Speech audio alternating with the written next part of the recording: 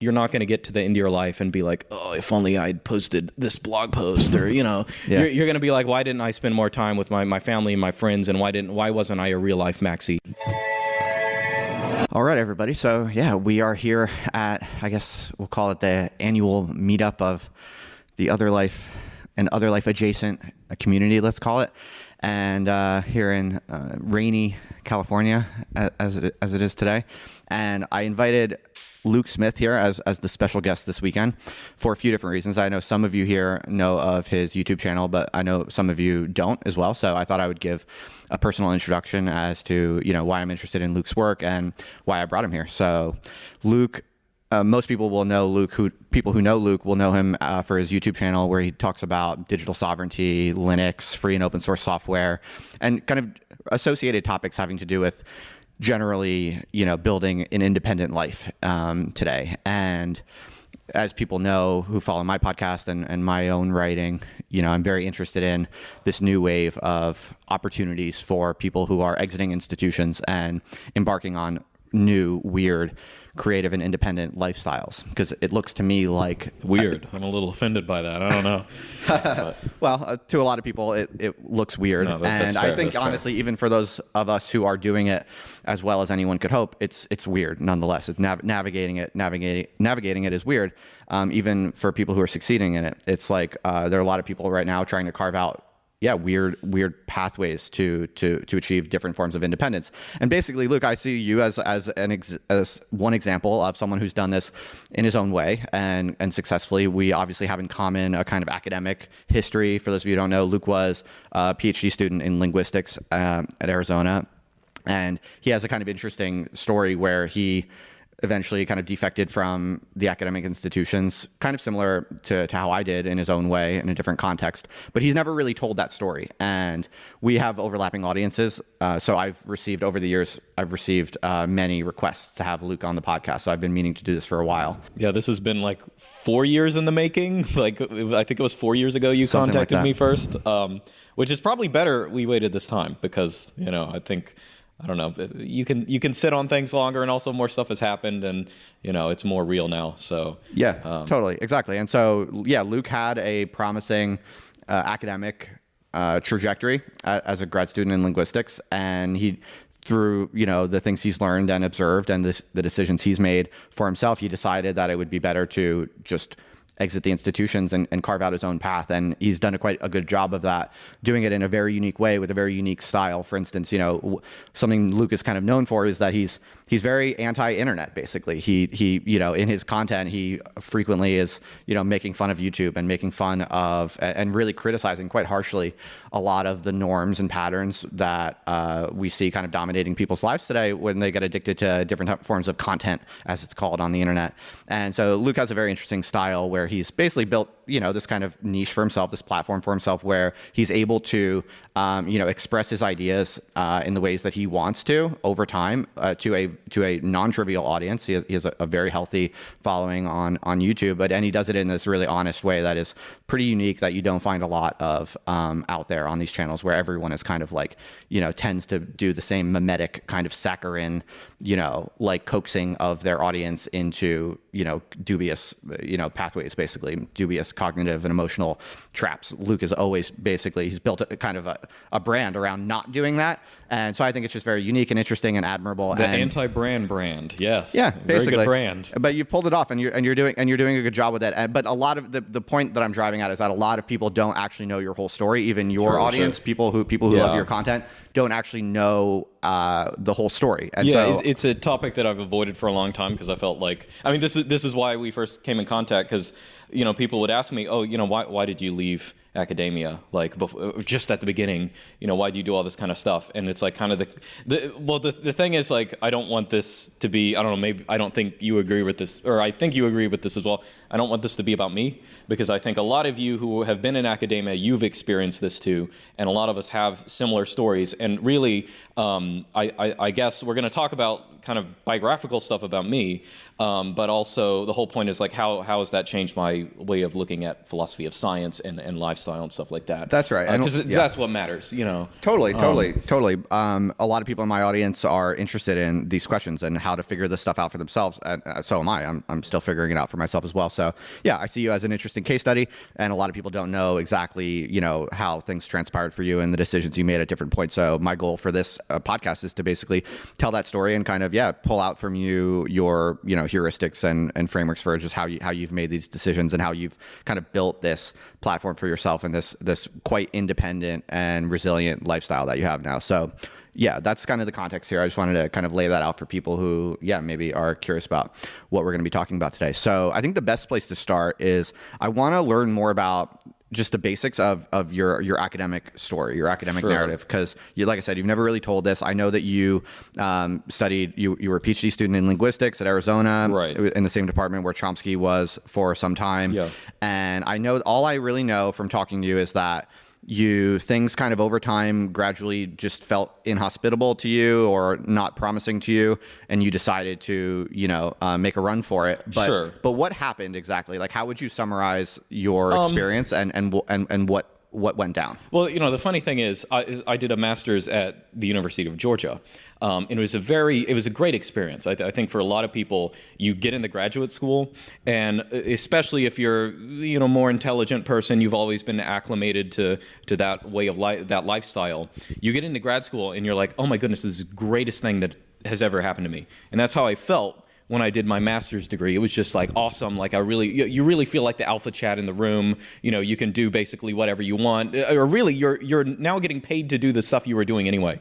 And I think that's kind of how it felt. And that the department I was at, actually it wasn't even a department at the time. The linguistics program was very small and not very bureaucratic, and I really enjoyed that. But we were talking a little bit before. One symbolically, weirdly enough, people talk about their academic influences. One of the people who ended up influencing my academic life a lot was Donald Trump, because once I finished my master's degree, that was in the before times. That was like back in 2014, at the beginning of 2015, right? And I remember it was. I don't know if you've ever seen the movie. What is it? In the Mouth of Madness or something like that, where it's not actually that good of a movie, but in it, there's this point where he goes to, it's this guy who's trying to find this weird novelist kind of styled after H.P. Lovecraft, and he's going to this weird town, and driving there, he just has these supernatural experiences on the way and stuff like that, and it's just, you can tell in the context of the movie, he's going to some kind of clown world. And that literally happened for me. So I was when I finished UGA, I was going to drive all the way to Tucson, start my life in Arizona. Didn't even have an apartment yet. And halfway through, I stayed the night in Dallas-Fort Worth, and that exactly was the night of the first Republican presidential debate. Right? That was the night of only Rosie O'Donnell and what's the other. What do you say to Rand Paul? You're having a hard time tonight. Classic Trump one-liners. And so weirdly enough, at the time, I didn't think of this as being a weird, any relevant to me at all. But I think Justin, everyone who's been in academia at this period realizes this was a weird, everything just went haywire. And so when I arrived in Arizona, I wasn't just arriving in a more bureaucratic department or something like that. I was arriving in a kind of a weird inquisition. That's the only way I can describe it. It was kind of a lot of departments. We are far past the day of even pretending to dispassionately study things. I think we've really degenerated. This isn't even to say that I think that that's not an ideal that we can reach, but things. It was like working as a janitor in a cult. That's how I described it to people. Where it's everyone there, they know that you're not really a member of the cult, and they know that there's a reason you're there, but it's kind of weird interacting with them, and they can always kind of sniff you out. I was not at the time. I never talked about politics. Frankly, I was kind of maybe maybe libertarian leaning leftist kind of guy. But I think for a lot of people, this is I had read earlier in my life some of the kind of Curtis Yarvin stuff, who have these these views of the bureaucracy and the university system, but it was only around then things started like clicking. Like, oh, like I understand like the kind of social nature and the systemic nature for the things that are going on in academia.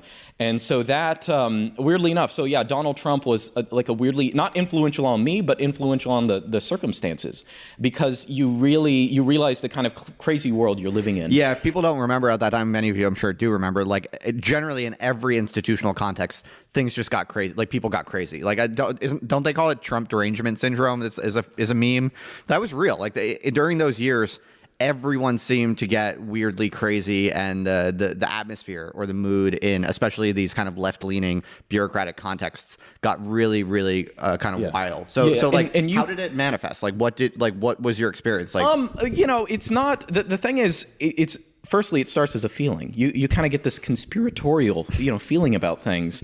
And I think, I don't want to name names or anything like that, but there was a small group of graduate students who were agitating against me. Not because, again, I wasn't a political person at the time, and I don't consider myself a political person now. You were making YouTube videos, but they were No, I wasn't. Oh, no, okay. This started much later. Okay, so I started...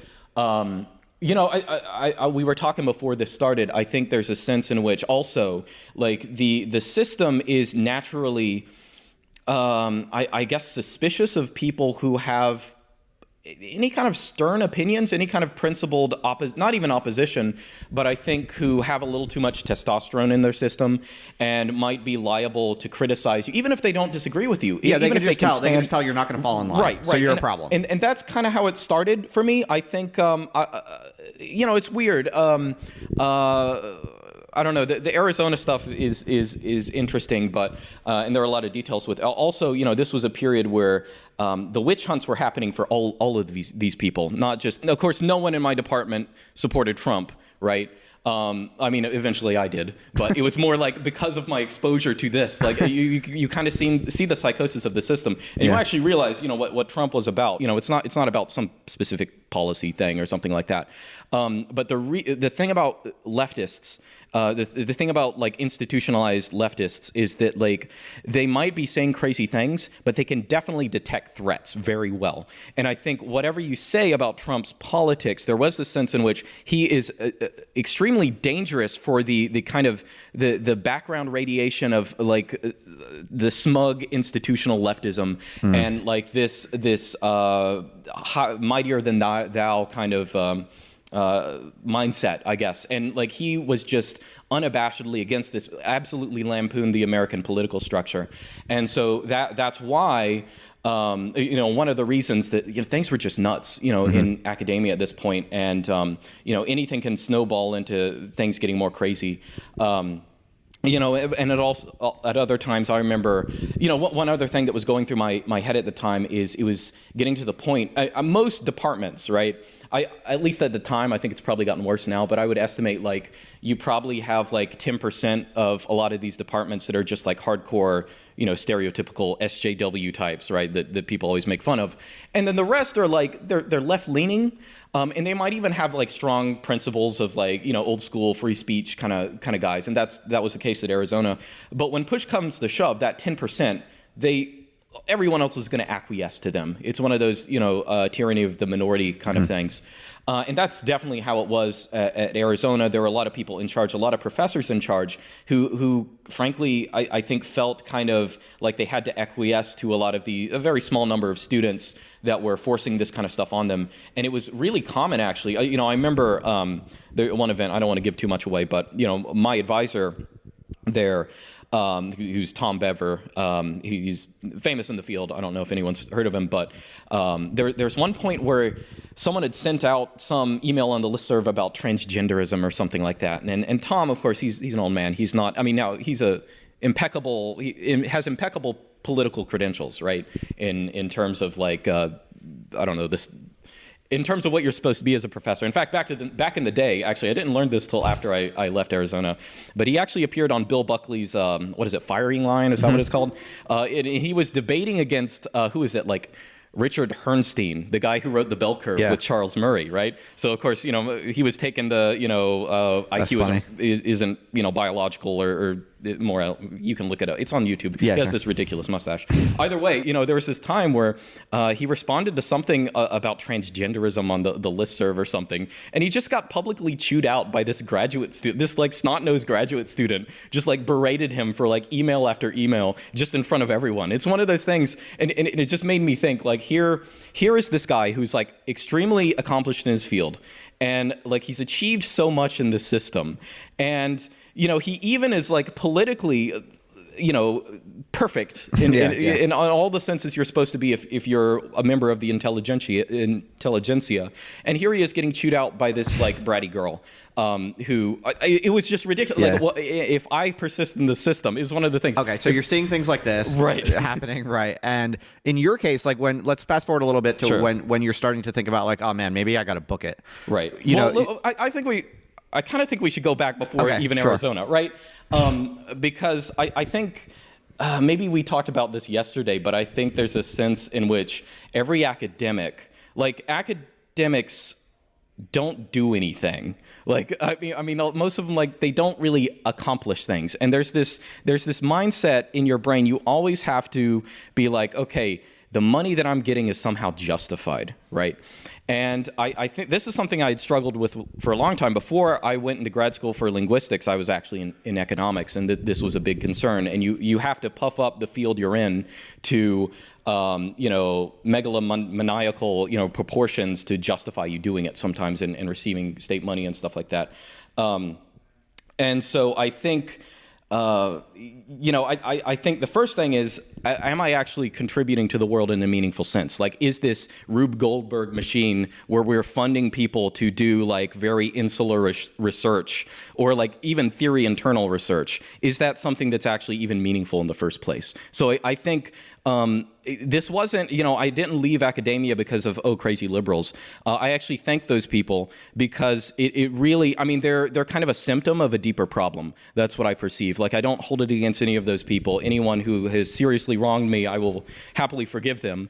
And I don't hold it against them, but I do think that it's more. This is just it only happens because there are deeper problems. Okay, that's interesting. You say you would thank them. So, like, what did they teach you? What did they force you to realize sooner than you might have? What did they teach me? I don't know. What do you thank them for? It's more like, you can't be too mad when someone is using the system for their own enjoyment, right? It's not really their problem. I mean, it can be a very morally wrong thing to do that.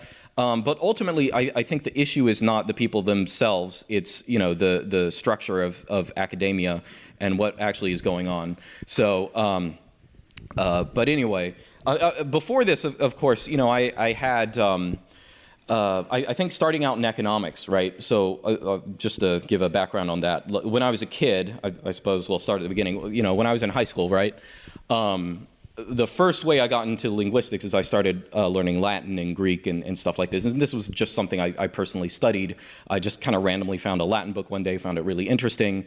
I would skip class in high school and run to the library and like read like this commentary on the Bible and stuff like that. Just like whatever I wanted. And then when I went into when I went to do my bachelor's degree, right? So I decided on economics mainly because I thought it was a field that was like kind of interesting, and it touched the real world, at least in my mind. But it was also kind of this at least in my view at the period, it was a way of making politics kind of scientific, right? And I think a lot of academic disciplines, economics is definitely a perfect example, where the entire epistemology of it is based on what is most convenient for people to preach to others, right? So economics is like one of these fields where if you want to offend an economist, just call economics a pseudoscience. Like, that's something they very much have, like, physics envy about all this kind of stuff. And it was one of the first times in my life when I had to grapple with, okay, so what does it mean to actually have like a theory? What does it mean for it to, correspond to the world in some way? Like, how can, like, is aggregate supply actually a thing? So let's talk about this. Let's talk about scientific method, because Right. you know you're well trained and you know these debates, and I believe that you're into Feyerabend and epistemological anarchism. Right. So talk about that. Like, talk about what is epistemological anarchism and why do you subscribe to that Well, view? epistemological anarchism is just like the normal way of looking at science in all times and places. That's my So actual kind of view. summarize it for people. So, I mean, I guess we should summarize it by explaining the opposite of that. Okay. So normally how things work nowadays, I'll make kind of a meta argument, an institutional argument. So the United States government more or less decides how to give us money in academia based on the peer review system now. This is a relatively recent invention within the 20th century. Now, people did peer review before, but it was something like very public, right? You publish something and then someone like judges it, right? Now all of that part is done privately, in journals, and then you publish stuff, and then they can talk about it. But it's all approved by basically the field beforehand. So the reason this is important is because that is often the metric of how people get funding, right? So what that means, like the institutional incentive that provides for academics is pretty clear. You want to rule out everyone else who's not a part of your party by virtue of them not being fit for science. Right. So in the case of linguistics, right, there are actually a couple different linguistic frameworks you can say. Linguistics, weirdly enough, I have a lot of bad things to say about it. But one good thing that you can say is that it's kind of polycentric at this point, and that's kind of an accident. Maybe a couple decades ago is all Chomskyan stuff, but now there's a bunch of different pockets, right? But in general, each of these frameworks will try to, get their buddies funding and exclude everyone else by default. And what this creates is an environment where people aren't necessarily like disproving each other's theories. They're more like just trying to say, well, they're not real science. So like Chomsky will be like, well, if you do too much statistics in language, that's really like butterfly collecting. That's the word he likes, the expression he likes. Like it's, you got to think about core principles. You can't look too much at data. That's a little hefty, right? You don't actually want to do that. Basically, it creates all of these turf wars over like what is allowed, basically. Right. Yeah. So epistemological anarchism would be kind of the opposite, where it's more one of those let a thousand schools bloom kind of thing. And I think although you can look at the history of science and you can see a whole lot of schools of thought and things like this, but there was never really like, Stoic philosophers didn't want to say, oh, all the other philosophers, they should just like not even be considered. I'm sure individual people might say that, but now there's very much like this institutional side of it that, like, and this is one of the reasons actually I think that science in nearly every field has kind of become calcified in the 20th century, right? So in linguistics, Chomsky is a pioneer of this. Like Chomsky is an effective figure, not because like his ideas are so great and people we were talking before, right? A lot of linguists, they look at like Noam Chomsky's contributions and they're like kind of confused by his writing, and like it's like opaque, and like they're not even clear. Like what really is generative linguistics? What really is universal grammar, right? Those terms, they sound like they mean something, but when you really get deep at it, it's kind of ambiguous. And you look at other fields like economics and where, Keynesianism, this kind of neoclassical Keynesianism is now the norm, or even frankly Einsteinian physics, right? And you see in the 20th century as this peer review system, as this metric of funding different academic disciplines became more common, you kind of feel this slowdown, or I don't even want to say slowdown, but there's this kind of stagnation in that there's one way that we can look at things in each of these fields, and that's basically it.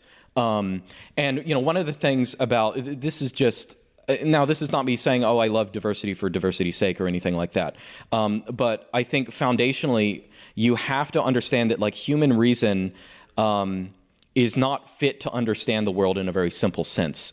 And I think that the use of different theoretical frameworks is that by their own nature, they can clue you in by their underlying structure to different, just like fundamentally, you will find data problems you wouldn't find in other cases.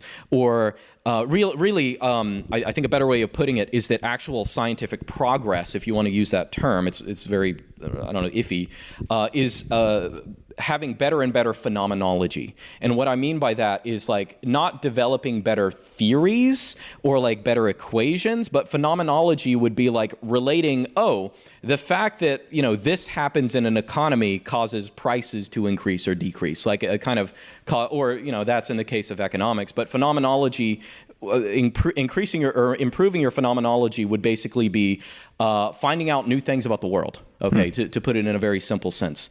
And in that sense, like I think mainstream science in many different disciplines is actually very bad at doing that.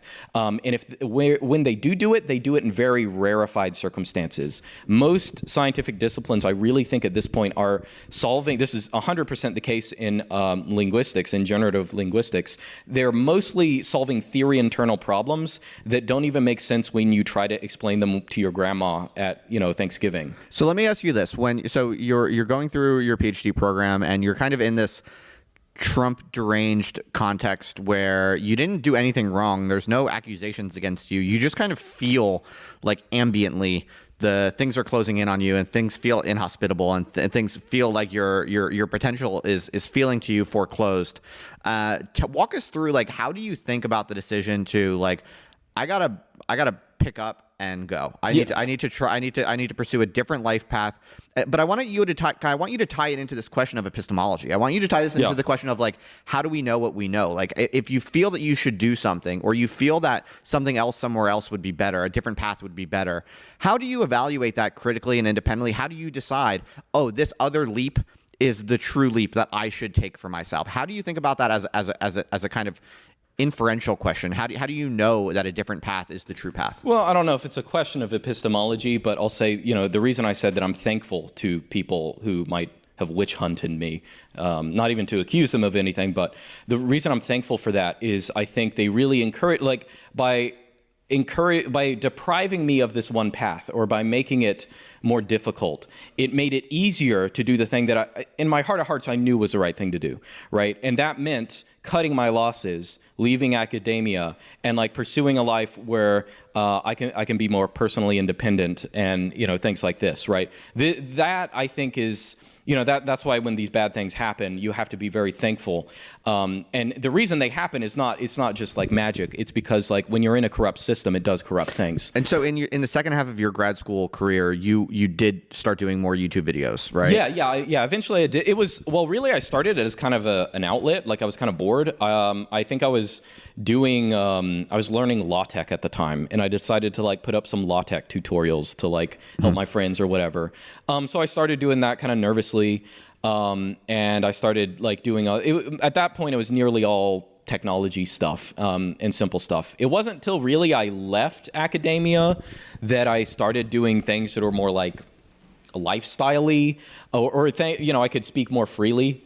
Did your work on YouTube affect your decision to leave academia? Like, were you kind of feeling like, oh, there's this whole other world out there and people are paying attention to what I'm saying, I could just do this instead? Sure. I mean, I told you beforehand that there's a point where I realized, okay, I was a very small channel back then, but I was like, I get way more views on YouTube than students I will ever have in class. You know what I mean? Mm-hmm. Like, so you kind of realize, however well paid an academic may be, your influence on the world is actually pretty minimal.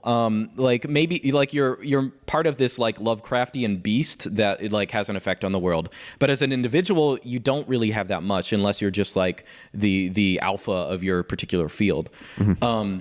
So it made me more intransigent, I think. And that's why, as time went on, like, I pretty quickly was like, okay, yeah, this is not going to be for me. Maybe that made me more, you know, abrasive. But again, like, I was never confrontational with people in graduate school. It's not like, I'm not like a hothead. Yeah.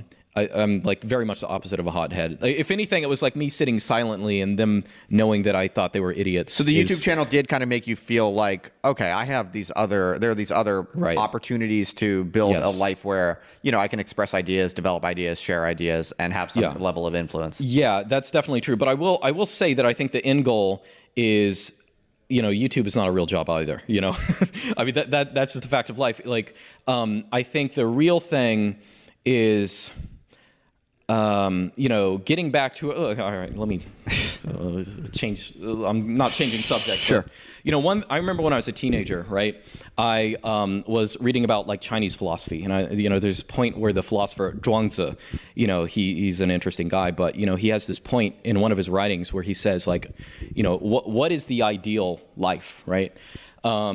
And if you're a kid who's a megalomaniac or something, or you want to have like this kind of massive effect on the world, delusions of grandeur, right? Which I probably was as a teenager, and even as I grew up, like you want to be the best, like you want to kind of work within the system, work up the system, right?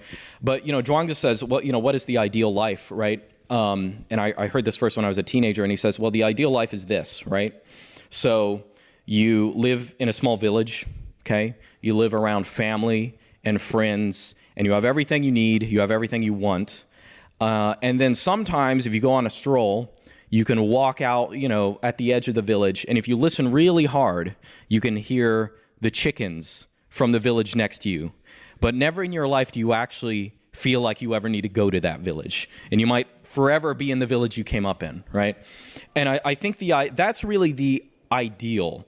And I'm not just saying like at an individual level, but I think that the world, there's a natural, like human psychology is built to survive in that world. It is not built to survive in the world of academia. Okay, this is something that is a historical accident coming from medieval monasteries or classical schools and things like this. Nor is having a YouTube channel, obviously, because that is a weird like parasocial thing. All of these things you have to look at it as being like temporary, and like the only thing that I think humans are ever really going to enjoy is the environment they've been created in or evolved in, if you prefer, right? That's what our psychology is for. Okay, so let's unpack this, because so now you live in rural Florida. You have a very independent lifestyle. So you say things like you have an independent lifestyle. Oh, you have a weird lifestyle. Well, I'm not saying that, but like I want to be clear. What I'm advocating for people is a return to normalcy. Okay, yeah. That's really what it is. Or you can call it exit, whatever meme words people like. We're exiting those institutions, and we're returning to normalcy. Like, that's really the goal. And the thing about this is when people are plugged into the system, they're we got to win elections, we got to do this, that, and the other. I have to be a part of this. If you just kind of unplug from it, you realize, oh, I actually have a massive amount of control over my life. I can be a big deal in my community. I can have a lot of effect on the world and my family and all this kind of stuff. So I definitely don't want to independence is like, it's the norm in all times and places. And even 100 years ago, it was perfectly normal. Everyone was a doomsday prepper back then, right? Everyone kept as much food as they could to survive the winter and more. Like, that's just normal. And so I want to be clear, I'm not endorsing like a meme lifestyle. I'm endorsing like the human lifestyle. Totally. That's a great point. Sorry to nitpick that one word you said. No, it's very good. And to be clear, before when I said weird, I was more referring to myself than you. Totally, but yeah. Okay. This is awesome. Let's unpack this, because the reason this is so interesting is that you're right. You're just returning to normalcy, but very few people who have a go at a kind of more cosmopolitan, highly educated, high status career path, very few of them actually make the transition back to normalcy successfully. Well, because it's comforting. This is what you have some alpha on, and this is what you are kind of unique and impressive on. There are not many people who, do a PhD program. They're, rubbing elbows with Chomsky. Their advisor is saying that they're going to be the next Chomsky. There's not many people like that who kind of look at it. They're kind of like, this is a sinking ship, and it's also corrupt and awful, and I'm going to go live a normal life in rural Florida. So let's unpack that. That's what I want to understand, like how you think about that, because a lot of people can't make that transition. Like, a lot of people, once they're kind of, they're trying to get a PhD, they're living in a big city, they have all these aspirations. How do you uncut from that? You have to pray for bad things to happen in your life. Okay, that's the real thing, because that's what happened to me. The decision became a lot easier when you feel the pressure, like, oh, I don't know. Okay, so I told you this before we started about the thing with my qualifying paper. So, just to say it very briefly. So I was a PhD candidate, which means basically you got everything but your dissertation. I'd written two very... Well, I don't want to say they were fantastic qualifying papers because I wrote them and that sounds arrogant, but they were innovative. I'll just say You're that. proud of that. Yeah. I thought they were very good. But anyway, so there's one time I get called into by the department head and my advisor. I'm like, ooh, what is this about? I'm sure they're going to give me a ribbon because of all the great things I've done. And they basically said, well, we went through your qualifying paper with a fine-tooth comb, and we don't feel you cited this example correctly. I think you put it at 42A, or you put it at the end of the block of 42. It should have been on 42A. I don't think you got 42B from this original source. All this kind of stuff. It was just like totally, inconsequential stuff. But because of this, they decided, well, you know what? We're going to have to revoke your PhD candidacy status, right? And at this point, this was like such a bizarre, they're not like accusing me of like, fraud or anything like that. It's basically like punctuation problems, the equivalent, right? And I fixed it actually that day, but I was extremely upset. This was like after I decided to leave, right? And so... what was I going to say?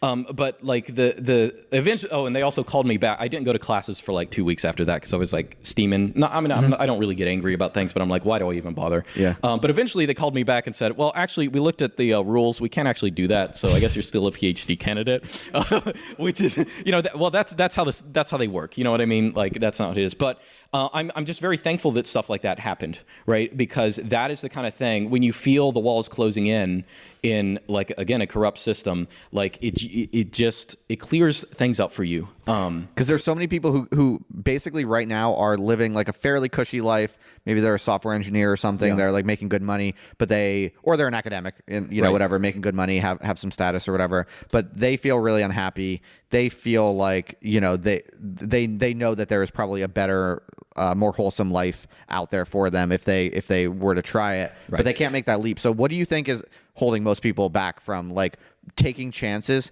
to pursue a more independent, wholesome life? Well, firstly, most people are going to be taking a pay cut. It might not actually be a real, like in adjusted terms, a real pay cut. Like it might just be like you're making less, but you're also paying less.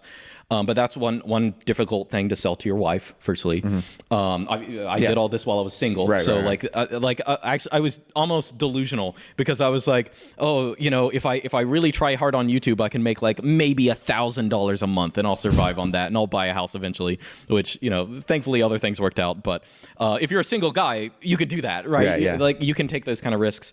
So like having to make decisions for other people, that's a difficult thing. So if you want to do this, do it. If you're single, do it now. If you're a guy. Also, I think like honestly, that might be a lot of that's it. Like a big just variable, the for financial sure. Yeah. risk. And also I think there's the sunk cost fallacy, right? So I definitely had that idea. I've been spending 10 years in this. What am I going to do? Just like leave? I mean, that's fallacious reasoning, but like if you're dying in a fiery furnace, I've been in here for like 5 minutes now. Well, I guess it's been a waste if I didn't. Yeah, it's stupid. Get out of it. So I think that's another thing. And, I have a friend now, he's probably watching this, but I'm going to say it anyway. He's doing a PhD. I'm not going to say where, because you could identify him, but, which I was trying to convince him out of for a long time. And he's there, and his cope, this is a cope that I had as well, is that, they just be paying someone else instead of me, so I'm actually taking money from the system. Like that's, nice. How you rationalize it. Right. Which no, like actually this is really bad for you. I want to talk about mental independence, or maybe mental hygiene is a better word. Cause for people who are here who don't know, Luke like basically only uses free and open source software. He doesn't use anything else. He refuses to. But he also doesn't have Netflix. He doesn't have a TV, and he just like, he was surprised when I said I didn't have Netflix. So Luke has very conscientiously kind of exited kind of the entire kind of like amusement matrix that most of us, certainly myself, are still very much trapped in. And I just find it fascinating, people who can do this. And so it's not difficult. Like that's difficult, but yet it is for some people. And so this is what's paradoxical about it, But like most of the people in this room, I think, people who follow my stuff, like we all aspire to, basically spend less of our time wasting it on like bullshit social media, bullshit, like computer stuff that's just like destroying our brains. And really, like, most of us have a deep intuition that if we just spent as much time as possible just reading books and writing, like, that would be the best possible thing. And, all of us do that to our own degree to the best of our ability. But you kind of have like gone further on that point than maybe anyone, because you've really cut yourself off from everything else. So walk us through that. Like, do you think everyone should do that? Is that like a no-brainer? Yeah, like, is your view that like everyone is being mentally poisoned and they should like really cold turkey like cut themselves off from all of it? Or like, how do you cold think turkey about if it? you can. Yeah, I mean, don't you all agree? I don't know. I mean, like, well, I would say that if I look back at my life, what's my biggest meta regret? My biggest meta regret is not being more absurd and intransigent and true to my principles earlier. You know what I mean? And I think most people, like, if you're weaning yourself off Netflix, that's how you're going to feel too. You're going to be like, why didn't I do this earlier? I don't actually need this. I think that is usually how it is. It's just people are comfortable with what they're comfortable with. And, as you stand around people, I mean, the thing is, like, also in my personal life, I'm not like, I might state opinions on YouTube and stuff like that, but I'm very, I like to think, I don't know, you can say if I'm actually like this. I like to think I'm very accommodating of people who are very much Netflix junkies and, they're all in this kind of stuff. But I think just having the aura about you that, like, oh, I find cell phones annoying. Like, I think that has an effect on people. Just like being around them, they can just, I don't know, maybe it's your pheromones or your testosterone level. I don't know. They just detect, they feel like it's funny. Actually, every girl in my life recently has been preemptively apologizing to me for listening to Taylor Swift's new album. I didn't know she had a new album, but they feel like they need to come up to me and say, Luke, I know what you're going to say, but I've been listening to Taylor Swift. I'm sorry. Like, I don't know. Anyway, so you're saying that when you cut yourself off from the amusement matrix, then you start to exude this kind of like subtle I've always been exuding something. I don't know if it's a me thing or what. But I guess what you're trying to communicate is that it actually, people feel it and see it and understand it more than you might expect. Right. So we had this conversation before we turned on the mic. Oh, we should have just had the mics going like all day. But you asked me something about who's influenced me. So here's my take on influencers. I don't believe they actually exist. I don't believe I'm an influencer. I think really what happens is that in your heart of hearts, like, you kind of already know what's true and what's not. And what you don't need is someone to influence you to that opinion. What you need is for someone to say that, and then you're like, yeah, you know what? I've always thought that. Right. And so when I look back at like people I've read, I've never really felt influenced by them, but I've been like more inspired to allow myself to think the things that I already thought. And I think that's usually like when you are on your phone, when your like eyes are crusty staring at your phone on your bed before going to bed, I think you already know that you're doing something really weird. And like, I am not to blame for highlighting that. It's so true. It's so true. And as someone who's like not, I spend a lot of time reading and writing, but I'm not at all above these like super normal, like common, abnormal, but common bugman habits like that you describe. I'm guilty of all of them occasionally, and I understand that maybe my questions almost sound a little stupid because you're just like preaching normalcy, and I'm like, but how do you do it? Well, normalcy is not very common. Like might be normal, but it's not common. But are there any other things that you've seen that people might not know? Like, so you said, for instance, like, when you do this, people see it and notice it and it has an effect that you might not expect. Are there other things you've noticed, maybe benefits or powers that you've gained from cutting yourself off from all this stuff that maybe would surprise people to learn about? Are there other forms of, happy surprises that you get from this kind of thing that you wouldn't necessarily expect? I would just say you learn to appreciate life more. And like, I'm already preemptively tearing up. Maybe I'll change what I was going to say. You have like a more sensitive, just like nature. I mean, like, oh man, this is awkward. I would just say that. I'll say something different because I would just say you learn to relate to people. It's cool, man. It's cool. Whatever. Yeah, say the thing you were going to say. Like you learn to enjoy conversations with people you wouldn't enjoy otherwise, and you learn to really get out of your comfort zone. and you savor communication with people you have in real life. And so when you're reliant on Netflix or something like this, you really are losing something that I don't know. You know, I just in my life, when I was a kid, right, the idea of like talking to an old person or like talking to like basically, actually when I was a kid, the only thing I wanted to talk to is like girls who were my age or younger, and that was about it. And I think like overcoming that and being able to look at people as individual people and appreciate them, and that is something that I think like you're going to go through a phase of boredom. Okay, when you cut yourself out of this stuff, but then you're gonna realize I was on a drug the whole time, and you start like just craving, like I don't know. When I was a kid, I always thought I was like extremely introverted, right, and kind of autistic, and I realized no, that was like the environment I was in. That wasn't actually me. So that's what I would say. Like you know, I don't have anything tear-jerking to.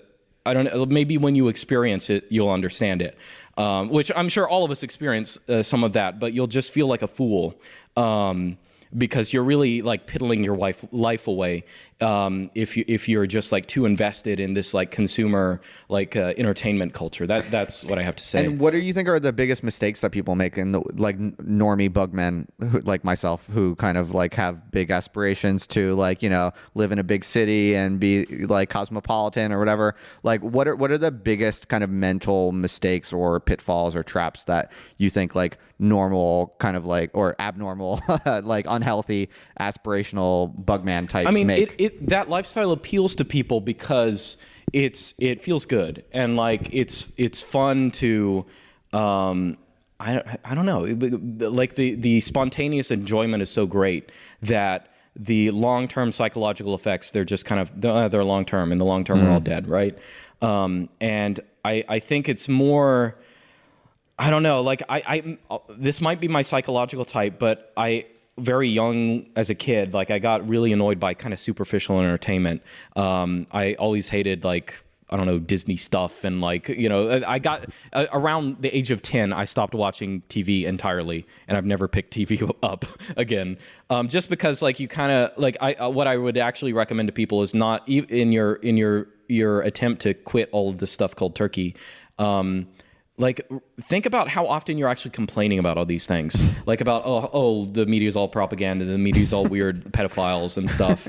Really, right, like you could just not watch it at all. Yeah, exactly. And, you know, the thing that annoyed me for so many years is like all the, you know, people I know who are conservatives who are always complaining incessantly about Amazon or Facebook and all this kind of stuff. And they're using and buying stuff from Amazon literally every day. Like, could you please just could you stick to your principles and you'll enjoy your life a whole lot more? And again, as I said, that my biggest regret is not being more like that earlier and not being more intense. And like you don't have to be like a butthole to people. Like, you know, I'll stand for print. I'm not the kind of guy who goes to like Best Buy and says, "I'm not wearing a mask. I don't care." Blah blah blah. It makes a scene. I'm not like that. Yeah. But like I don't know. Does Best Buy still do that? Either way, I'm never buying from Best Buy again. I don't know. But I had a friend who was like bragging to me that he did that at Best Buy, and I was like, "Dude, come on!" But like, I do think at an individual level, you have to stick to your principles, and the sooner you do that, the sooner you like you admit to yourself what you actually know to be true. I don't know. This sounds like really like obvious self-help stuff. I feel bad. No, but you know, again, like sometimes people just need to hear someone else say the stuff they know that's already true. So. Yeah, no, totally. So one of the things that's interesting about you, though, is that you have this like really, you know, return to normalcy, back to the land, independence, like, you know, clear yourself from the matrix kind of attitude and lifestyle that you're true to. But you also publish to the internet, and so, which is not in any way a contradiction necessarily. No, but it is a contradiction. Well, it's not necessarily. What my point is that it's interesting just because a lot of the people who feel the way that you do and who have the principle, you know, character to actually follow through on it are also going to be highly likely to say, "Oh, posting videos to YouTube isn't worth it." So, like, how do you think that through? Like, why, given these feelings and attitudes you have and your consistency with living them through, like, how do you see the judicious and wholesome use of the internet to do things like express ideas, develop ideas. I am weaning myself off the internet as well. And You're trying to stop publishing as well? Well, it's not an issue of trying. Like, I mean, I think it's kind of obvious if you watch my videos, a lot of it. I mean, a lot of times I'm complaining about things I used to do, 5 or 10 years ago, right? And I think everyone still has, I think my goal is to be kind of independent of that. Like, I don't psychologically need my YouTube channel right now, but I do think occasionally it's nice, just as long as it doesn't interfere with the rest of my life. I think it's not like disturbing me too much. Now, there was a brief period back in 2018 when I was doing a video every day and I thought about it way too much. But I think if you look at it as kind of just this thing, like writing in a journal every once in a while, in that sense, it's not really affecting me that much. And I think that's the appropriate way to deal with like making videos, posting blog posts, stuff like that, where, you get, you have a thing with people you've met online and that's fair. But it's just like the people in real life have to be number one, and eventually you can let those groups intermix and meet new people and stuff like that.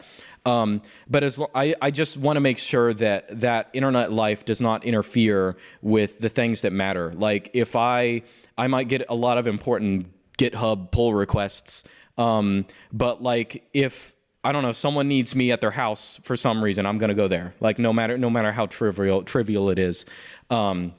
So it's just it's kind of an issue of priorities, and I'm not totally against using the internet for like as kind of a soapbox, but I do think also like the more I'm invested in it, the more problematic it is. So it's a vice. I think it's doing good for people. But you see it as a vice. It's hard to say. I don't know. I feel like you give a lot of good advice to young guys and stuff like that. I feel like I'm conflicted of it. Like I'm worried how it affects me. I hope that it affects other people in a positive way. But I want to make I'm conflicted about it. I understand. Yeah. Like, listen, I've met lots of people who know me online and have been positively affected by me. But I will just say again, my goal is returning to the Zhuangzi's village. Yeah. And so you still do see it as essentially like a kind of almost an indulgence on your part. Like you let yourself do this because it's kind of fun or whatever. No, not even because it's fun. It's because this is the world we live in. Yeah. Right? Like I'm not against someone like using Facebook or something for a good end or something like that. Right? Ideally also I'd like to live in a community where I don't have to use a car, okay? But I own a car, right? Yeah. And because I live in a place where we use cars, right? Sure. Like we have to survive, and I think there's a sense in which I'm not going to knock. I think it's very clear to people when you are using social media and stuff as a vice versus you're using them for some utilitarian end. And I think in most cases, they just suck up so much of people's lives that it's really vicious. And have you ever thought about growing the channel more aggressively and then you No. consider? But No. Did you even like think like and then reject it? But did you think like maybe I could do this? Should I? Did you ever like evaluate that, or it was never on the table? I think my channel is right now. I have way more subscribers than I ever thought I'd get. I mean, I thought I was always going to be like 5,000-10,000 or something like that. So I kind of already feel like I've overstayed my welcome. I think a part of my mind was like when I hit 100,000, I'm quitting or something. So now I'm. Excuse me, all the kombucha is just going straight to my gut. I don't know. I have a very, very healthy gut right now. I kind of feel like I've never been like, I want to be really big on YouTube because I think when you experience the weird parasocial relationships, you're like, I don't want to do that. This is why the so-called YouTube burnout is a thing. It sounds like the most bratty thing in the universe. I post a video on YouTube and it's just so hard to be me. Yeah. Like, and these people who are getting millions of dollars have millions of subscribers. But that happens for a reason, right? Because you are doing something, again, you're not living in the village. You're not living in Zhuangzi's village. You have this... you're in this like social situation where the incentive scheme is all screwed up, right? So you're not getting like your actions are not being repaid with the I don't know. It's just unnatural, right? And so that's why I think a lot of people don't enjoy it when they get big, and I feel the same way because so that's why I never. I mean, maybe it'd be nice to have 1 million subscribers, but like that's never been like I don't really want it. Because you feel like trying to grow your channel more ambitiously would be a kind of unwholesome. Sure. Well, as you said, a betrayal of your values of what you think real life should be. Well, also, as you said at the beginning, like I'm, more like, I don't want to say I'm authentic because now it's coming out of my mouth and it's so, but like there is a sense in which I've always just turned on the camera and done stuff. Like it's never been like an official thing. So, that said, that's my mindset. So I'm never like, ooh, I hope I have this many subscribers by this date. It's just not. It's not. I don't care. Well, I think what's cool about your story and your YouTube channel as a case study for especially more academically inclined, sophisticated thinkers, writers, creators, whatever you want to call them, sophisticated, is that well, what's cool about you, in my opinion, one of the reasons I wanted to have you out here is that you've built a pretty substantial audience with that attitude. Like that's what's interesting, is because a lot of people who build large audiences have a kind of more purposeful, ambitious, power hungry kind of mentality and you've done it with this sincere detachment and kind of just like you turn on the camera, you say what you think, you try not to get too into it, you try not to worry about it too much, and yet you've been able to make a dent in the world. I think more people. I think people that's an undersold market. I think if more people did that, they would also be popular. That's all I can say. And the other weird thing about my channel is like, I started out doing tutorials on like document formatting. Okay. Like who watches that? Like who cares? And then like, there's such a weird mixed bag. I started putting up weird linguistics presentations I give, or just have videos talking about whatever. So like, I've never had like a set brand, yet people just watch me. I think kind of for that reason, because on one side, like I'm kind of genuine, but I think it really comes down to what we were talking about before. Like people just want to hear what they already know is true. Not like kind of confirmation bias kind of way. But like when someone is like kind of honest about the things that they know are true, like it has this like soothing / inspiring effect to just hear things you basically already know, but you're hearing someone else say them. It's like totally pathetic, but it's a very, very real, right? It's like, and frankly, sometimes like it's just helpful for people to kind of like rehearse things that they already think and feel, but to hear someone else say it, like people get addicted to basically hearing on rewind things they already think and feel. It just has to be followed up with action. That's the only thing that I'm really, I think is really important, because if you like that because it's enjoyable, that's right. Then it just becomes, you're just consuming another product, right? And it's not actually something that is actionable in your life, right? So it has to be, I want to inspire people to action. I don't want to inspire them to like good feelings. That's actually kind of stupid. Right. I like that. So you would eventually become an Orthodox Christian. Let's talk about that a little bit, because it seems to me like there's a correlation here. I mean, I feel like I know so many people nowadays who are both embarking on some kind of exit from institutions, who are also finding themselves, going down the path of Christianity. Do you think there's an underlying correlation, and what is it? I think there are probably multiple correlations here. At one level, I think specifically, well, firstly, there's the raw sense of like tradition, right? And you could argue that, maybe Roman Catholicism has this. I think Orthodoxy is the historically the most historical church, right? It has the most continuity. And I think there is some sense in which, okay, here's a social institution, which on its face value, right? Like we can all be Reddit atheists at some point and analyze things like kind of logically and like from our own perspective. But I think one recurring theme, and this is like one of the most important themes in Christianity, and it's also one of the most important themes in kind of epistemology, is that whether you believe that the human mind is created or evolved, it is not fit to look at the world and simply understand it, right? So and that's to say that like the logical categories that exist in our brains do not necessarily correspond to things out there, right? So that means that, and this like modern physics, right, is rife with this kind of stuff. Even if you're skeptical of the entirety of modern physics, right? There is some sense in which, okay, quantum mechanics, right? So this is something that our brain is like not really fit to understand. It's like so counterintuitive, right?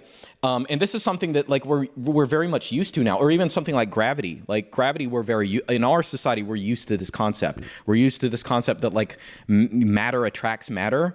But when it was first, put into words by Newton, that's like a bizarre and occult idea that is, obviously against intuition. That's not what happens on Earth. It's just this weird story that kind of unifies the movement of the planets with the fact that things fall on Earth. It doesn't seem to be at all related, right?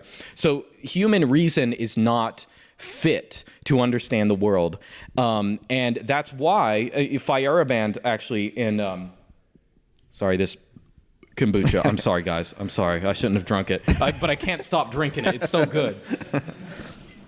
It's my favorite flavor, pink lady apple.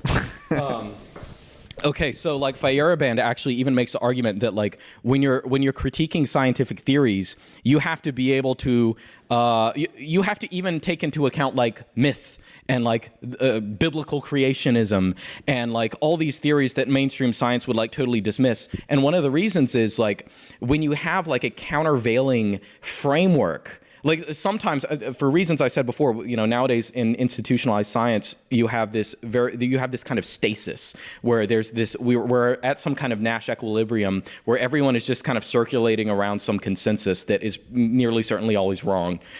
So sometimes what you need is just something to shake up the entire enterprise. You need some group of people who believe that the Earth is 6,000 years old to come in and say, oh, well, this is what we believe. And that is actually going to encourage a lot of like research in novel ways, okay?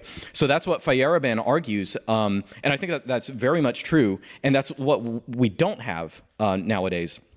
And the thing also, how this is related to Christianity, of course, is, human reason. I mean, this is one of the first things, this is like in every other proverb, right? But like man's wisdom is ultimately insufficient, right?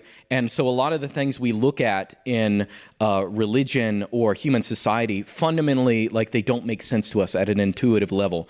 And the problem with the Enlightenment and the problem with, leftism, let's say that, is it, as its foundational assumption, it's the idea that human reason is the metric to which we compare everything, right? So if I look at an institution, let's say I look at marriage or I look at like gender relationships, right? Oh, so why are there different social expectations for men and women? I don't understand that. Therefore, it's irrational, right? So that's a atrocious fallacy. Like that's a terrible way of looking at things, because the reality is we might live in a world where quite literally no one understands why a social institution works the way it is.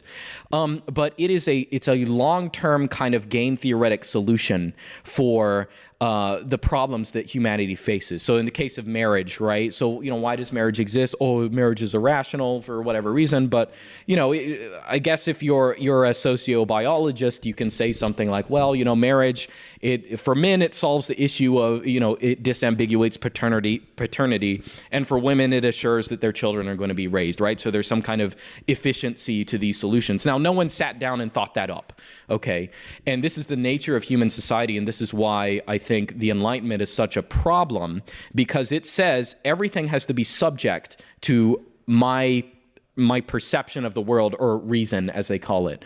And that's one of the big problems, I would say.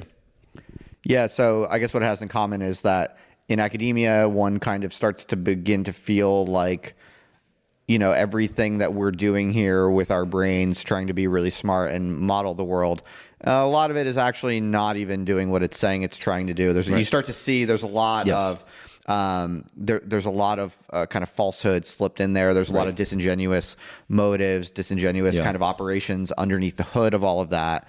You see that and you're kind of like, okay, maybe this academia thing is not what it initially pretended to be. And then you start to look a little deeper and you're kind of like, oh, well, actually all of the Enlightenment and like the rationally controlled modern world kind of has a lot of the same characteristics. Sure. And so that kind of points back to a kind of, just like you moved to rural Florida and returned to normalcy, you also on a kind of a deeper level, you kind of return to the normalcy of Christendom. Sure. And there are a lot of other things that played into that. I think specifically, why I reconsidered Christianity is, sorry, kombucha. One of the reasons I reconsidered Christianity is just that I started reading like classical philosophy, and actually not even classical, more like post-classical philosophy, where like Hermetic stuff and like Gnostic stuff and just other like ways of looking at, I guess, philosophy of the period, which okay, so here's the thing about the Enlightenment. The Enlightenment tries to categorize religion and non-religion as two like non-overlapping magisteria, to use Gould's terminology, right? So there's reality, and then there's this stuff called religion, and that's like, oh, moral sentiments or something like that. And that, that's never been the way that anyone has looked at it until the modern world. And I started looking into like, I read weird esoteric stuff like the Hermetic Corpus, and looking at it, my brain categorized that as philosophy, right? And so here I hear, oh, they're talking about all this interesting stuff like the logos, and and they're talking about like consciousness and how they relate to God and all this kind of stuff. And then like there's a point where it clicked, and I was like, wait, the logos. Where have I heard that word before? Like it actually is a derivative of Christian theology, right? So the thing about like Christianity, the thing about any successful religion. Now, I grew up in evangelicalism, right? And the most unfortunate thing about like evangelicalism in America is that, and I don't mean this as an offense to any evangelicals, but it's kind of, it doesn't really work for smart people. And I really don't mean that as an offensive thing, but there's a sense in which it has an appeal, like it appeals to your lizard brain, the idea of God and his judgment and things like this. But traditionally, like Orthodox Christianity, like for a religion to be a true and long-standing religion as well, it has to appeal to people of all cognitive stripes. So there's a sense in which you can interpret a religion, orthodoxy, in very much the way that someone can, you can use simple terms like heaven and hell and punishment and all this kind of stuff. All of that is perfectly Orthodox and Christian, and that's biblical. But at the same time, there's kind of an intellectual strata where, okay, here's what's actually going on. Here's the process of theosis. Here is, the logos and what all this means, what it meant in classical philosophy. So like modern evangelicalism kind of has lost that. It's just kind of utterly gone. And the only thing that's left, so if you're a high IQ individual, that sounds like a total masturbatory term, but a lot of like intelligent people, evangelicalism in a lot of modern religion, it's just so dumbed down that they don't really even have a home. And so like refamiliarizing myself with Orthodox theology was very refreshing, because I was like, oh, so this weirdly enough, like because it's critical of reason, because there's logos, but human reason itself is deficient, right? It appeals to my view of epistemology, and it's also like I can accept it as a philosophical framework, and I see the historicity of it. All of this like clicks. All of this makes perfect sense. And I never would have thought. I was probably an atheist for 10, 11, 12, 13 years. I don't know how long, but I went originally through the smug, I'm better than everyone else phase. Eventually I was like, well, maybe religion is for like dumb people or something, but again, not in a condescending way, but like, and I think as time, I never would have thought I would have become a Christian again. I can't even believe, even like maybe 5 years ago, I wouldn't have believed it. But I don't know. So yeah, that's so you're also a polyglot, I believe, and you don't have Netflix, so you read a lot of old books. Are there particular books or particular angles into all of this that on the Christianity front particularly clicked for you? Like you mentioned some examples, but were there read the Hermetic Corpus, which is not Christian at all. But were there particular realizations or moments where you like saw something that maybe other people here would not know about because it's very obscure? Weirdly, like no, like I think that I have read a bunch of stuff, but that's more like after all this happened. I think that a lot of it is like God working on you individually. I don't think it's I also like I'm not a big reader. I know that's a weird thing to say, like, but I'm not. I mean, I have a bunch of books. I've read a bunch of books, but like I don't really look at myself as a reader. And I think a lot of times maybe books work for some people, but they've never really had that much effect on me.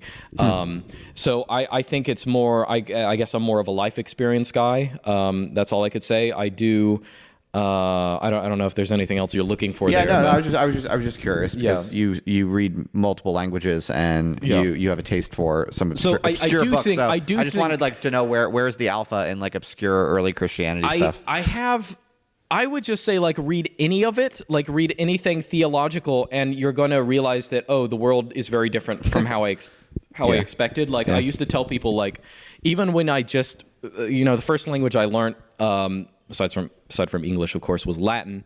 And, the things that you learn from just looking at a different time and place and culture are very unexpected. Even one that seems superficially similar, you never really know exactly what's going to happen with that. And I think that really, it definitely, it gives you more of a postmodern view of like our kind of liberal universalism. It really calls out all of that into question, and that's the only thing I can really say. But I think that could happen with anything. That happened when I learned Latin, when I was learning like Chinese stuff, like Chinese writings and stuff. It could happen to anyone in any way. I think it's more just like unplug from the world that we live in just a little bit, from the time and place we are. Like, get off the Netflix, go find almost anything, and you're going to be fine, or even better than an intellectual. One of the other big differences between the East and the West in Christianity. Okay, the Orthodox Church, right? So the Orthodox Church, of course, has a distinction between essences and energies, right? So that sounds like a weird, theological point, but one of the things that means is that like we can experience God within his energies in our lifetime, whereas in the West the idea, and this is like one of the defining features that would cause the Enlightenment and everything else, but in the West there's this idea that, well, we can't really experience God in our lifetime on this earth, so the greatest pursuit is actually intellectual pursuits, right? So it's learning things, right? So that's where scholasticism, became such a big thing in the West. That's ultimately where the Enlightenment came from, because there's this, again, it's already rejecting that Christian notion of, human reason is deficient in some way. It's incomplete, right? Where if you think that intellectual pursuits are the highest thing that you can do, you're kind of already doing something wrong. And I think that is one of the things, like reason got knocked off of its throne in my life, or at least human reason, right? Yeah. There's a different... Wow. There's a very different thing. My own perception got knocked off from the throne, and that changed my view of epistemology and of religion and of many other things, and even how I interact with people. I think it's important to, always give people the benefit of the doubt. Now, I will be very intransigent when I'm talking about like groups and principles and stuff, but at an individual level, you have to this is just a fact of life. People do things for reasons, okay? They're always, no matter how stupid the things they're doing them for reasons. And I think if you're a sane person, you have to understand why that's happening. And of course, it doesn't seem rational to you. But in order to reach someone, you have to understand how they think, right? You have to be able to talk to them. Now, that's not something that I shout from the internet, because it's more like a thing. When I meet a person in real life, that's how you have to act to them. But, that's my view of it. Earlier today, you said you're a real life maxi. Did I? Yeah, that sounds like something I said. Yeah. That happens all the time. My friend the other... I'm not going to say that. Well, I just think that's interesting. I don't know if you want to expand on that or say more about what that means, because it is interesting, like what you're saying right now about intellectualism and how in the Western Christian tradition already, the intellectual focus is arguably a kind of pitfall in itself. And so you're so much of a real life maxi that even books you try not to fixate on. I wouldn't say I try not to. I actually just have a really low attention span. Okay. Thankfully, we can thank God for that. Okay. It's hard for me to read books sometimes, even though I have I've read lots of books. But basically, you're just all in on in-person relationships in your immediate surroundings, and that is right. That is pretty much the most important thing in the world to you. Right. Yeah. I mean, it's basically like every day I want to have dinner with someone different. Like, that's kind of how I look at things. And I would not trade that for anything. I don't know how else to say it. And it's just again, when you're going to get to, I think I said this in a YouTube video at sometime recently, but you're not going to get to the end of your life and be like, oh, if only I'd posted this blog post, or, yeah. You're going to be like, why didn't I spend more time with my family and my friends? And why wasn't I a real life maxi? Because, again, you don't want to have delusions of grandeur. You don't want to be like, oh, I want to participate on the internet just because I want to affect everything, right? Because it is true that I have a platform on the internet. I can affect lots of things and stuff, and that's nice to be able to do. But like that is not the enjoyment that you're going to get from your life, and that's really not what a human should be like if you're doing it, it has to be like a pastime. Like you can't let it get in the way of the things that actually matter. That's what I would say. So because it is it's unwholesome, it's sinful, it's bad. I wouldn't say sinful. That's what exactly is the problem, do you think? Like, how do you say it? I'm curious. I mean, as I said before, like human psychology is built to a particular lifestyle. So it's just unhealthy. It's a trap. It's a trap that you could fall in, and it's unhealthy. Like you'll destroy yourself as much as anything. Yeah. Even if it's just a little bit, like I mean, obviously, again, like I'm not against like using the internet or something like that, but it just cannot be something that takes up your entire life. That's basically, what I'm getting at. I respect that. So maybe just one more question. I think dinner's coming up soon. So I think my final question is just, I'm curious how you see the near-term future of all of these things. I think there's a lot of people are starting to realize how badly their brains are being destroyed by the different kinds of technologies that we're all now dependent on, and the amusement matrix that we're all very much kind of stuck in, or at least many people are stuck in. So there's, I think, an extraordinary kind of awakening and realization of how bad it's become. And there's a lot of smart, capable people who are pretty willing to do what it takes to get out of that. There's a lot of demand nowadays for just, technological independence, mental independence, independent lifestyle. So it seems like, and then there's also many interesting kind of technological trends, let's call them, or developments going on, whether it's cryptocurrency or, many different things going on right now, where it seems like there's this gradient where there's more and more ability and opportunity for people to actually carve out truly independent lifestyles, to exit these systems that a lot of people are finding increasingly onerous and corrupt. I'm just curious if you have a kind of high level mental model of where you see this all going. Like, do you think more and more people are going to be doing what you're doing and kind of dropping out of the institutional rat race and living in a rural place somewhere, living in a small village that's like optimal for human flourishing in your viewpoint? Do you think that's going to become way more popular, and people who do that are going to kind of thrive and excel, and all the people who are kind of stuck in, the cathedral or whatever you want to call it are going to kind of become more and more kind of unhealthy and unhappy and miserable and pathological? Do you see that kind of exacerbating, or do you see something else? Like, how do you see this shaking out in the near to medium term? Well, note number one is that firstly, it shouldn't matter, because you are not acting for everyone else, and you're not predicting for anyone else. You got to do. I'm not trying to say you need to be selfish, but like whatever's going to happen, like you have to do what's best. And like I think that's pretty unambiguous, like what an individual's decision should be. That said, how are things going to play out? I don't know, but I will say that in my personal life, with the people I know, things are very positive. That's all I can say. Like not just because I'm a highly charismatic influencer that's influencing people or something like that in my life. I think that there is such an overwhelming, like so many people my age and younger, they very much want to be independent. They're all about growing their own food, not sending their kids to public schools, not just in every single way being apart from the system. Kids don't have cell phones. Your kid. I hope no one's kids have cell phones here. Okay, awkward looks. I don't want to hear about it. So there are just so many things that, like in my life, I can't even describe. I know I was kind of saying, I don't like it when people don't follow through their principles by not buying Amazon or something. But there is a sense in which, in my life, I can say that like I can't help but be very optimistic for my corner of this country, and just how great things are doing, and how many people have just turned things around, and. I think it's important for people to just set an example for those around you, because that has a massive effect. And you don't have to be super, we were talking before, like sometimes you just have to be around and people can detect what you're thinking and doing, and they see how you react to things. I think that's most important.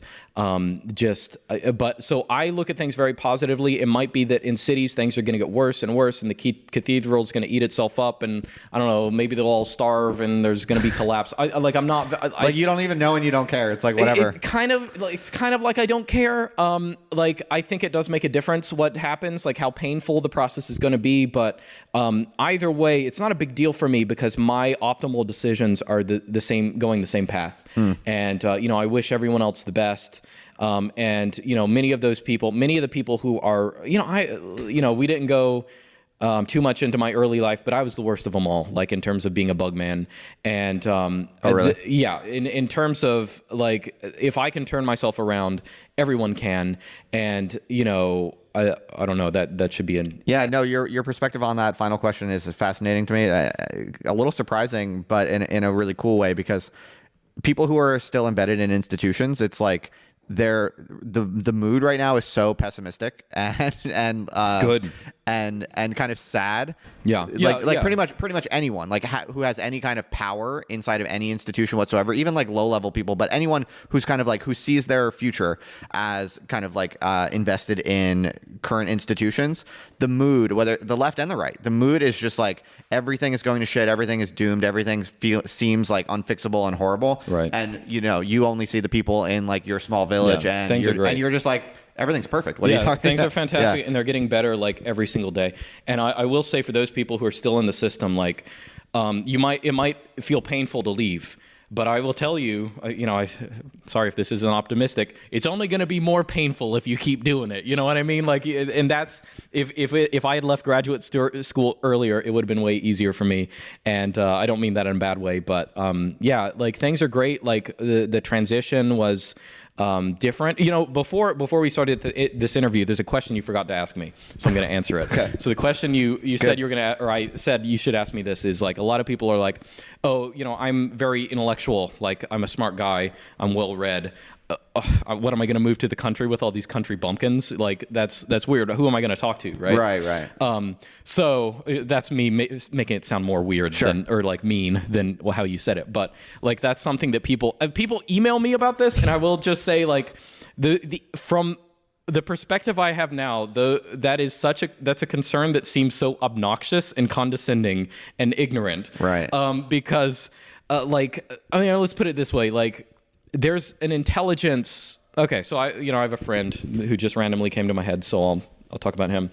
He does mechanic stuff. He's just amateur mechanic, and the thing is, something can go wrong with my car, and he'll come over and he'll do one or two things, and he will be able to, when you think in logical chains. Like the amount of like Boolean logic involved in like determining like what's going wrong in a machine is like extremely complex. And so he's the kind of guy where he can just judge based on two sounds exactly what's going wrong. And that's a level of intelligence that frankly most academics just don't have. And like they have like this extremely simplistic way of looking at like rarefied issues, and often are very scared when they see people who are like.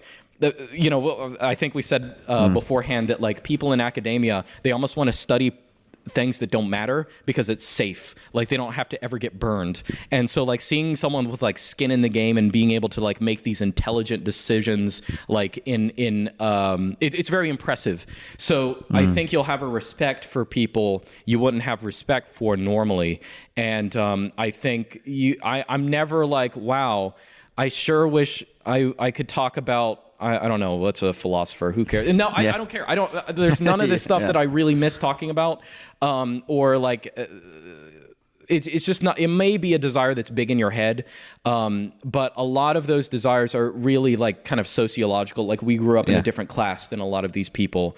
Not even like that much higher of a class, but like if you go to graduate school, you really just get acculturated to a different culture, and your culture is like honestly kind of like you're going to be the one who's like defending yourself like in front of these people. Like they know what they're doing. And so like that's why also it's very awkward to me like explaining to people that like I have a YouTube channel in real life. That's one of the most embarrassing things you could possibly do. So like usually like I literally there have been times in my life where I've literally just told people, oh, I'm unemployed. Like that is less shameful than having a YouTube channel. That's funny. Or my common thing is I'm retired. I like to think of myself as retired. So.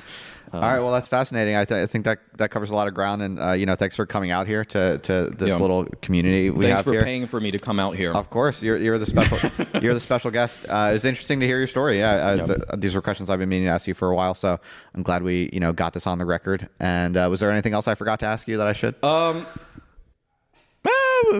don't know. We could do it. So, you have. Yeah, Oh yeah, sure. Should young men find a wife before moving out to the village, or is that something that? I would say Repeat the question. So the question he asked is like, if a young guy is going to move to the country, should he get a girl before or after? And I will say, I would probably say, I mean, if you have the perfect girl beforehand, I would contemplate that, but I would say it'd be easier to get her after for two obvious reasons. One, it's hard to make a sacrifice and move out for a girl who is an urbanite. Like it's hard to argue, get her to move out. Secondly, I would say that the quality of women is probably better in the country. I'm just going to say, for many different reasons. They might be different. They might be weird to you. But I'm just going to say they're going to be like a lot more, not all of them, but they're going to be in general more pure and I don't know. So you meet a lot of chicks in rural Florida? Not originally, but now there are lots of, I think I was telling, these other guys before that I regularly put on parties and lots of people come who originally when I moved down, I didn't know anyone remotely close to my age. Now I know lots and lots of people. Wow. And there are lots more people. And also the other good thing is if you're in this environment, this is what I mean by having influence on people, me being here, there are a lot of people who would have moved away who didn't, and there are a lot of people who moved back because of those people, and you have a big effect, and so you will attract other people just because you're highly attractive. Just because you're doing the thing, Yes. You become the focal point Yes. that makes other people want to stick around. Yeah, just because you're supporting the culture, not because of any special reason. Yeah. You don't have to be as charming as I am. Well, thanks for the question, Adam, and thanks, Luke. This was fun. I appreciate it. All right, great. Thanks for having me.